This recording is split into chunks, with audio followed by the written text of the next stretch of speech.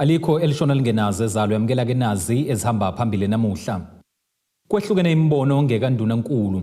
Sigodliwe isinqumo kwele ANC ne-MK Party, kanti uvelile osolwa ngokudlwengula nokubulala ingane empangeni. Izindaba ze-1 KZN TV uzifundelwa uSiyabonga wakwaDuma nabezulu elidume esandlwane siyakhuleka. Bezikadla ngomlomo esishayamathetho sesifundazwe KwaZulu-Natal ngesikhathi amalunga engenele kwinkulumo mpikiswano eMgungundlovu. Lokhu kuza ngemva kokubuNdunankulu uThami Ntuli ethule ngesimo sesifundazwe. Amaqembu aphikisayo kuyi-EFF kanjalo ne-MK Party aveze ukungenami kwawo ngenkulumo yaNdunankulu athi abona ngathi wethule izinto ezifanayo nebezenziwa yiqembu le-ANC. Abeshana ngamazwi nangomthetho sisekelo wakuleli amaqembu ezepolitiki esishayamathetho sesifundazwe KwaZulu-Natal kulandela inkulumo kaNdunankulu. Namhlanje bekubanjwe inkulumo mpikiswano kanti amaqembu amane okuyi-IFP, ANC, DA kanye ne-NFP asebenza ngokubambisana kuhulumeni ukuthi MK ne-EFF kube yiwona amaqembu aphikisayo kulesishayamathetho. uNdunankulu uThami Ntuli ube esephendula naye ekugcineni. Ayingamlomo ngoba Zulu i-DA ne-IFP bebekhuluma baze bakhihliza amagwebu begxeka uhulumeni kaKhongolose ngokudayisela abantu amaphupho nezithembiso ezingekho. Kepha namhlanje amatha abuyele kwasifuba njengoba uNdunankulu uThami Ntuli esebuyele nezithembiso ezifana nse nalezo ezazenziwa wontaba kayikhonjwa uKhongolose. We as Umkhonto weSizwe, we propose the following measures to support our SMMEs and empower our communities. 1, provide interest-free loans. Small businesses need financial support to get off the ground. Interest-free loans will enable entrepreneurs to invest in their ventures without burden of debt. The honorable member has the nerve to say that people from Umlazi will not benefit from that. So in his own thinking, he believes that for the people of Umlazi to benefit from the economy, farms must be built only in Umlazi. He does not have a clear understanding of macroeconomic development and local economic development in the main. That if there are industries that are developed in Richards Bay, if there's an investment of 1.4 billion, 1.2 billion and 150 million respectively, it stands to benefit the people of KwaZulu-Natal. Because in no way in your speech did you mention that this investment and these jobs created will only be for the people of Richards Bay. But again, it addresses the crime of selective listening.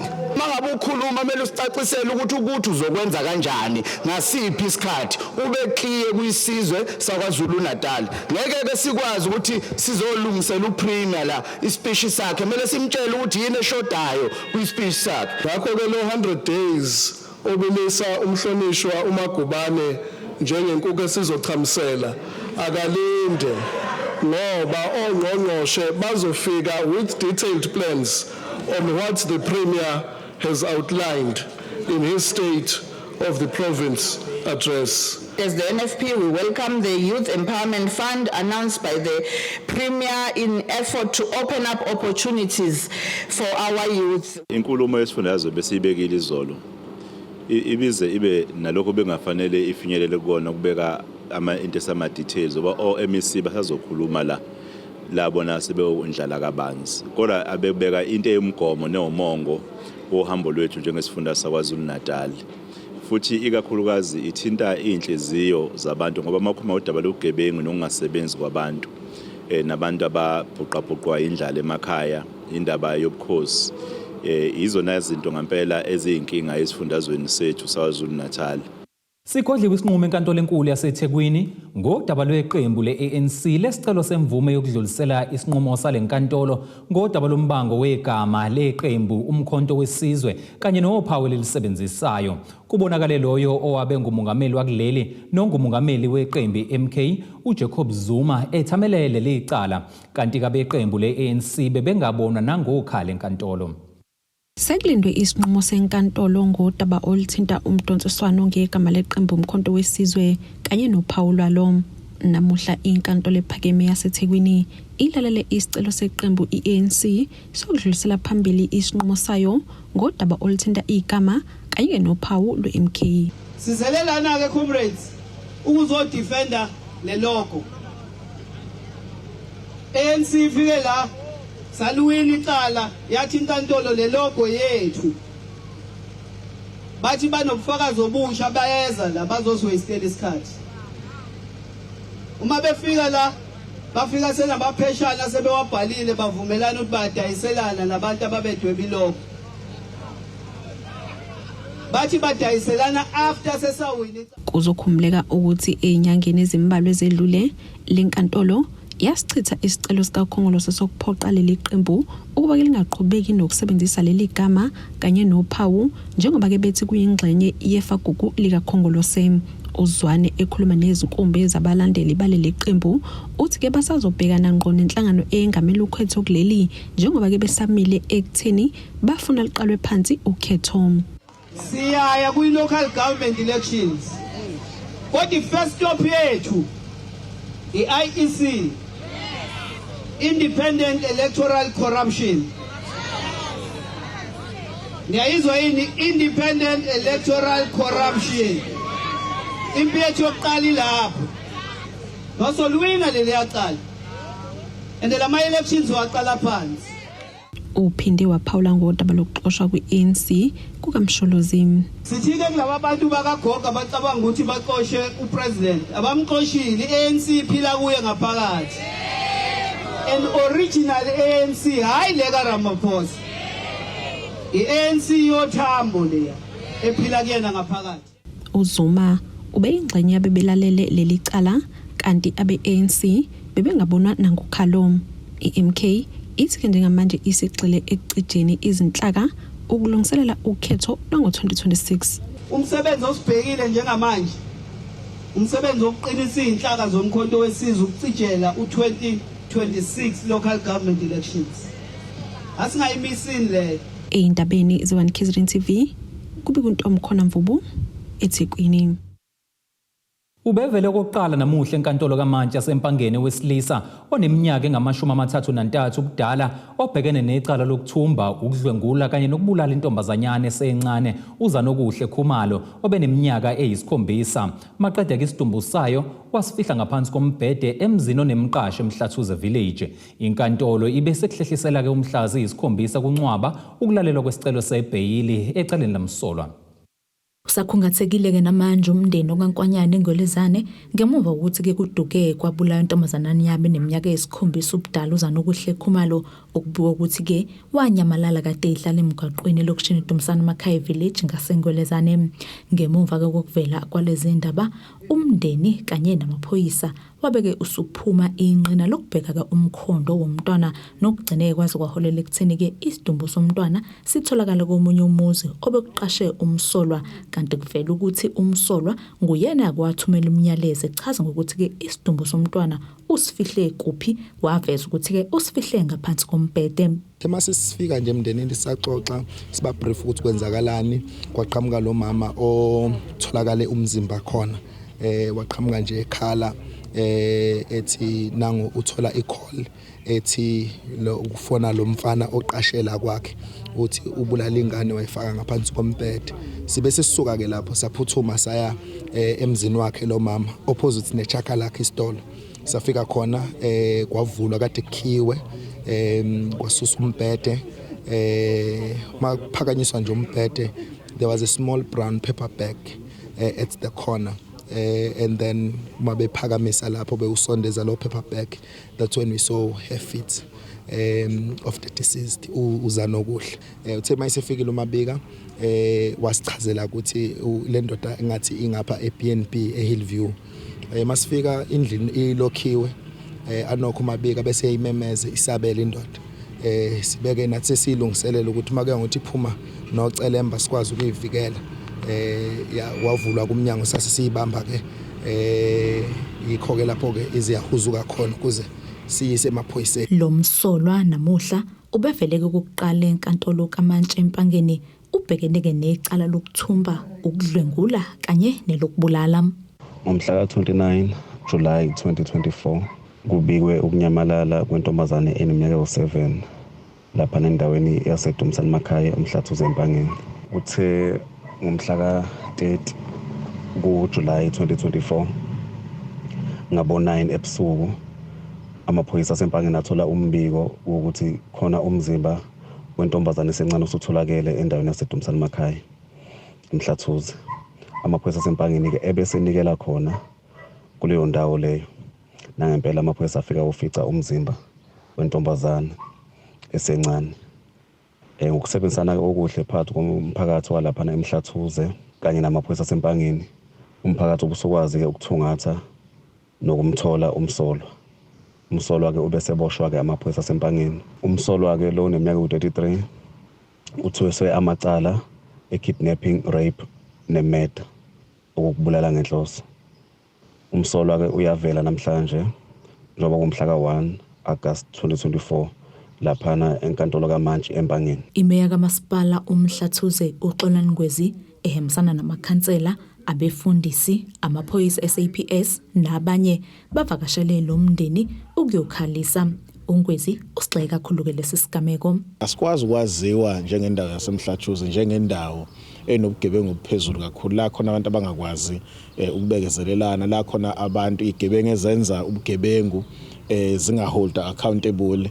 Asikwazi kuba i-environment enjalo. Uma sizoba i-environment enjalo, abantu bazogcina bona beyithathela umthetho ngezandla. Therefore it is important ukuthi ke uhulumeni kwi setup yokubuswa kwezwe adlale indima ecacile ekulwisaneni nobugebengu. uMasipala ubeke usuzibophezela ukuthi uzolekelela umndeni ngezinhlelo zomngcwabo njengoba isimo kwesingesihle. Umngcwabo kulendele kuba ube ngesonto enkonzweni sobaSengwelezane ekseni ebese kumzimba uyofihla ekhaya kwaNongoma. Lesikezi indaba zi1 KZN TV nginguSamkeliso Ngqulunga Sengwelezane. Namanje akaqhubeka ukusebenza kaMasipala uMdono ogwini oluseningizimu nesifundazwe KwaZulu-Natal njengoba kuqhubeka umbhikisho osudonsa izinsuku eziyisithupha lapha amalungu omphakathi evale khona amasanga lo masipala bekhala ngokuthi unukaphuya inkohlakalo. uLungani Mbambo beyingxenye ababhikishi uthi bazoqhubeka nokuvala amasango uma umnyango wezokubusa ngokubambisana nezindaba zomdabu ungazisukumele izikhalazo zabo. Abamba umbhikisho nokuthula amalungu omphakathi angaphansi kwaMasipala uMdoni njengoba bekhala ngokuthi uyanukaphuya inkohlakalo. Lamalungu omphakathi athi lo mbhikisho usungenele osukwini lesithupha kanti bazoqhubeka kuze kube kulalelwa izikhalo zabo. Uthi baliletha uhlu lwezikhalazo ngeviki ledlule. Siqaleke ipeaceful march yethu kwakulesibili kwakungolesibili la esafika khona la kulo masipala sazoba nepeaceful march. Peaceful march yethu ke la sasizosho khona ukuthi siyacela ukuthi uCokta awuzosilekelela, uCokta awuze uzosilekelela kulo masipala ngenxa yokuthi kunenkohlakalo enkulu ekhona kulo masipala. Izikhalo ke bezikhona okokuqala ukulethwa kwengqalasizinda noma ukulethwa kwedevelopment emphakathini wethu la sikhala khona ngokuthi iphuwa ngendlela eyisimanga kuona wonke amawadi njengoba lo masipala wethu unamawadi awu19 sisukela kuward 1 kuze kuyophuma kuward 19. Umphakathi omningi noma amawadi amaningi awanawo amanzi. Uthi lokho abakwenzayo akuphazamisa ukusebenza kwaMasipala. Thina siphila ngama-water cards, siphila ngama-vatelkan ukuthola amanzi. Lawo ma-vatelkan okuwukuthi futhi nakhona njengoba sikhala ngenkohlakalo nakhona lapho ukulethwa kwalama-vatelkan hayi ngoba naku sinenkinga ngempela engqalasizinda yamanzi, but inkinga ekhona kulo masipala noma kule district yonke ikakhulukazi ngoba inkinga ziqale even koMzumba ukho umasipala la ongenazo inkinga bawavala ngamabomu amanzi so that bezokwazi ukuthi balethe ama-water card ngoba ama-contractors abantu abathile labo ukuze bezoqhubeka baluthe imali yomphakathi, baluthe imali okufanele ngabe yenza ama-services omphakathi. So ngamanye amazwi akukho esingathi kuyaphazamiseka, ikakhulu esingasho ukuthi kuyenzeka ukuthi kuphazamiseka wona umasipala ukuthi bangakwazi ukuthi baqhubeke nokwenza lenkohlakalo abayenzayo la kulo masipala. Iqhuba uthi kunezisebenzi zaMasipala abafuna zimiswe ukuze kwenziwe uphenyo. Sicela ukuthi akhiphe umama umeya okumbali icele lithuli kuleli office kuphume no deputy mayor kuphume no speaker kulo masipala kuphinde kuzothi municipal manager kanye nama offices amanye angaphansi kwakhe okuthinteka ioffice lakwa LCM neoffice laka technical services sithi ke kuona wonke la uma offices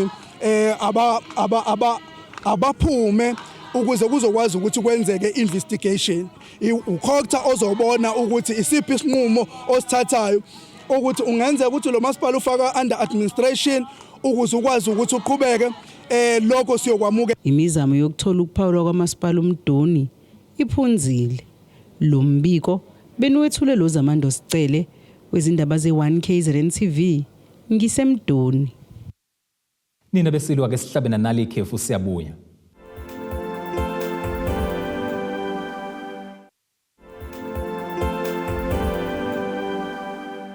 Asibingelele siphinde sikwamukeleke ukuthi ke usanda kubukela izindaba zethu yamukela ke nazo izihloko ezihamba phambili namhlanje. Kwehlukene imbono ngekaNdunankulu sigodliwe isinqumo kwele ANC neMK Party kanti uvelile osolwa ngokudlwengula nokubulala ingane empangeni. Abalimi abasafufusa abahlukene nabangaphansi komlalazi bahlangene ndawonye kwiindaba ezobalekelela ngolwazi ezintweni eziningi. Omunye wabalimi okhulume nethimba lezindaba ulethu ukuthula Zulu wasobanjeni uthi inselele enkulu ababhekene nayo ukuntuleka komhlaba bangawusebenzisa ukulima. Nakuba abantu abaningi benothando lwezolimo kodwa ukuntuleka kanye ungabi nomhlaba owanele yikhona okubavimbayo bagcina bengakwazi ukutshala. Omunye wabalimi abasafufusa wasobanjeni ulethu ukuthula Zulu uthi bayafisa ukuthi umasipala umlalazi ubalekelele ngomhlaba. Lokhu uhlaluwe ngenkathi iqhubeka imbizo yabalimi abasafufusa ebihlelwe umasipala umlalazi ukuze bakwazi ukuncela ulwazi. Uhulumeni nje mfowethu iyodwa into angenelela ngayo ukuthi akwazi ukusupport abalimi. Problem ekhona ukuthi umhlaba sinawo. Abantu bayathanda ukulima sithola sesisherisha okuncane ngoba imost nje endaweni yangakithi obanjeni u60% uyiphilisa ngawo ukulima umoba. Manje sigcina sesibanga zona lezi iqeshana eyingekho mangabe nje kungakhona indawo futhi nje kumasipala wethu wasemlalazi cha unawo amaplazi akhona okungawawo umasipala awu-initiate into ukuthi walizela abantu abasha basenentshisekelo yokulima. Namhlanje lolu suku sibona ukuthi kube kuhle kuNkulunkulu ukuthi asiphe lona sizolalela ukuthi iyona iphindlela engasiza njengoba sedlula kulezi izimo ezingaka ngoba siyabona ukuthi vele ukudla ukulima ilona business noma iwona mgogodla wempilo ngoba umuntu ngisho ngandiza ngebhanoyi kodwa kusala umehle ebhanoyini udinga ukudla ephezulu ebhanoyini udinga ukudla engaphansi komkhumbi udinga ukudla ngakho nje sibonga kakhulu lolu suku abasenze lona sesibabonile ihambeli zethu OTWK sabona ukuthi uagriculture ukhona sabona olake uthi bakhona pho into nezesehlula. Imeyo masipala umlalazi ukhansela Queen Xulu uthi lembizo ifike ngesikhathi esihle njengoba sekuzotshalwa ngokuthwasa kwenyanga kaNcwaba nalapha abalimi abasafufusa bezoncela ulwazi. Bathole kahle ke le training ngoba sebezothi mabeqala ukulima imvula mayiqala ukuna sebeyazi ukuthi into ethile itshalwa ngalomanyolo ngoba ezinye zezinto ezihluphayo kubalimi basuke bengazi ukuthi isitshalo esithile imuphi umanyolo odingekayo ukuze sibe nesivuno okuyisona sona. Uxulu uphinde waveza ukuthi laba bangabalimi kumele basondele ukuze bakwazi ukuxoxisana nomasipala mayelana nomhlaba kanti uphinde waveza ukuthi kunomhlaba osubuyele kumasipala noma usetshenziswa abamhlophe ngaphambilini. Zikhona ikhalo zomhlaba kodwa abantu sivula izandla abeze kithi njengomasipala mangabe sebe sezingeni lokuthi uma befuna ukutshala bafuna ukutshala ama hectare la kuzovunwa khona bahambise emarket ngoba ikakhulukazi sikhuthaza ukuthi abantu abatshale eyamasima amakhulu kuze bakwazi ukubona ukuthi yini into abayenzayo nalabo ke phela abayitshalela ingadi zabo zasemakhaya kodwa umhlaba wona abeza abantu sizobonisana ngoba ukhona umhlaba omunye esuthatha kosomabhizinisi laba bebevele bona bengonxiwa nkulu ngenxa ukuthi abasaqhubeki nokukhiqiza. Lapha bekunezinhlaka ezahlukene esisuka kwezolimo ukuzocobelela abalimi abasafufusa ngolwazi olufanele kanti abalima umoba isitshalo kanye nokunye okuningi. Ezindabeni ze-1 KZN TV kubikuthi abantu Maphumulo eShowe. Ubingelele imantshi okokuqala wesilisa osolwa ngokubulala isinqandamathe sakhe esingumama womntwana wakhe oneminyaka eyisithupha. Iziko lezindaba like labika ngumfundi kaMatekuletsheni owathola ebulewe ekhaya lakhe enamanxeba okushawa. Umphakathi waseMthwalume ubhikisha ngaphandle kwenkantolo uphikisa ukuthi umsolwa athole ibheyili. Udadewabo kaMufi usizakele ecele uthi uMufi behlezi kulobudlelwane ehlukumezeka kanti ubehlezi futhi emluleka ngokuthi akaphume kubona. Babhekishe ngaphandle kwenkantolo kaMantshi yaseMzumbe amalungu enhlangano elwela amalungelo abantu besifazane nezingane iWomen of Mthwalume, isigungu esilwa nobugebengu kanye nomphakathi bephikisana nokuthi osolwa ngokubulala umama wengane yakhe athola ibheyili. Udadewabo kaMufi uthi uMufi behlezi ngokuhlukumezeka kulobudlelwane. Uthi ubeke wamxwayisa ukuthi akaphume kubo. Ngikhulumile naye ngabatshela ukuthi ngisacela nihlukane guys cons lento yena eniyenzayo angiyiboni inokuthula phakathi ngibona ukufa futhi bengabafihleli bengisho ukuthi ngibona ithuna cause nina ayikho into eniyenzayo eright anijabulisani nina la enhlangana khona niyashayana ngoba uMandisa bengakwazi ukujabula bethi maye lapha khona mlando uMadu ukuthi uhleli namantombazane noma uhleli nabafana bekufana ubefika mbize nje yabe indaba yaba ixoxo usuyabo uyabona isibhakela kuyashaywana hayibo kanti kwenze njani ngabatshela ukuthi ngicela kuhlukane. Uthi bese kukuningi ukuhlukumezeka bebhekene nakho uMufi. Isho ukuthi beyiqondile lento yakhe benga mhlawumbe besahlukumeza besaqhubeka ukuthi uyamhlukumeza mhlawumbe angazi bengazi ukuthi kuzopheza kanje kodwa ngengifisa ukuthi inkantolo nje yenze okufanele ngomuntu osuke onile ngoba wonile kona noma ngabe kuthiwa beqondile noma kuthiwa bengaqondile yena into nje kufanele yenze ukuthi nje icala lakhe liqhubeke lize limvalele ngoba bengasacabangelanga nengane yakhe encane.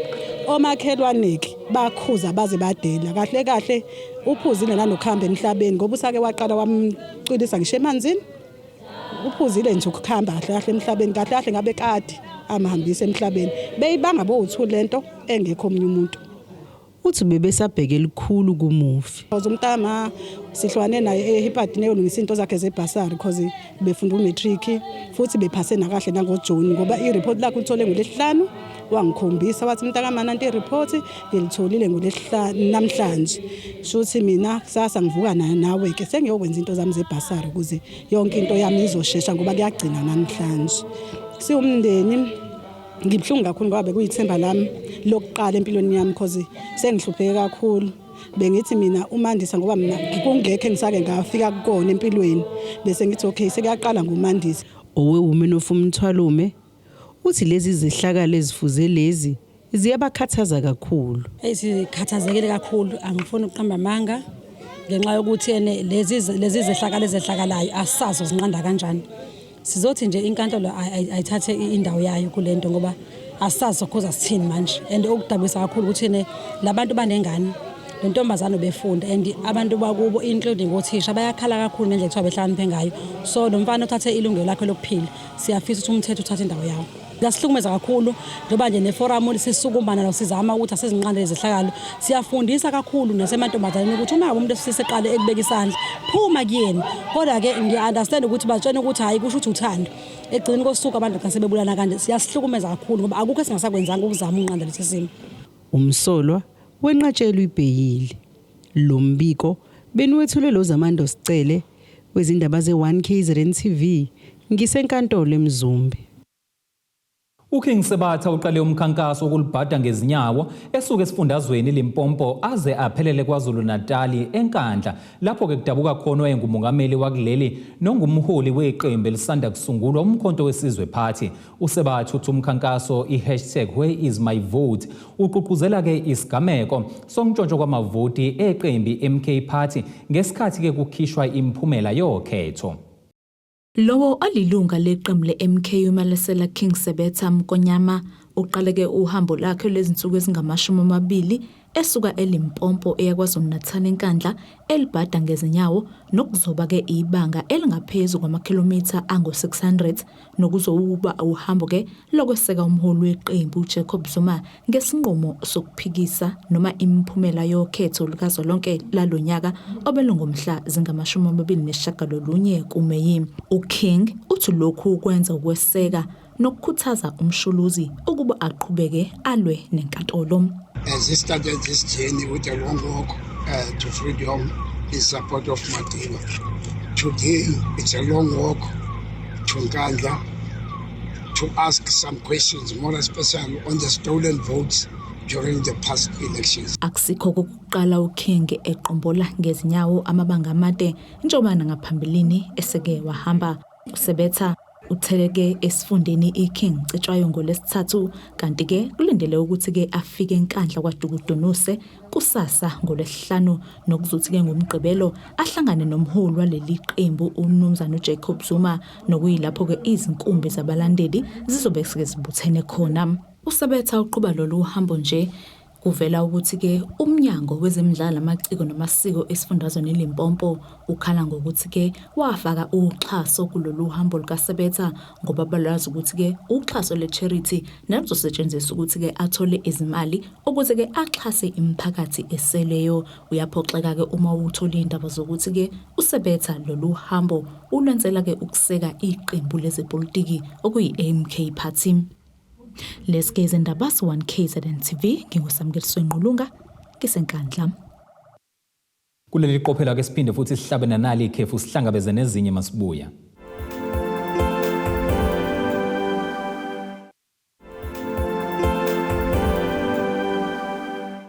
Asibingeleleke siphinde sikwamukele ukuthi usanda kubukela izindaba zethu nazi izihloko esifolosa ngazo namhlanje. Kwehlukene imibono ngekanduna-nkulu. Sigodliwe isinqumo kwele ANC ne-MK Party kanti uvelile osolwa ngokudlwengula nokubulala ingane empangeni. Kuleli qophelo ke singena sijule engosini yezomnotho.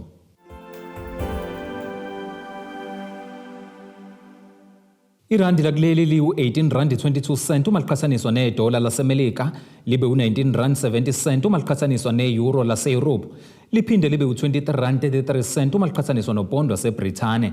Igolide ke lona lingu-$2,445.57 i-ounce kuthi uwelo ongahluziwe ube u-$80.84 umphongolo.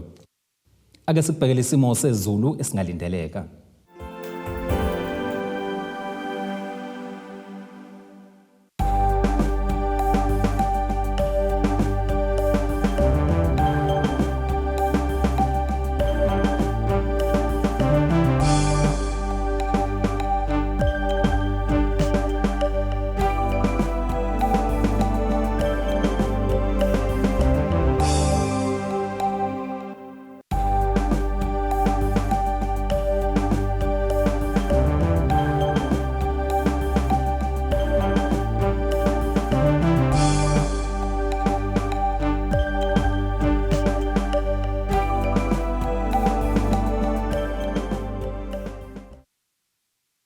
Zulomnyama undlela zimhlophe ziyaguqa bese kuphathele zona namhlanje ukuhlangabeza futhi kusasa ngesikhathi esifanayo.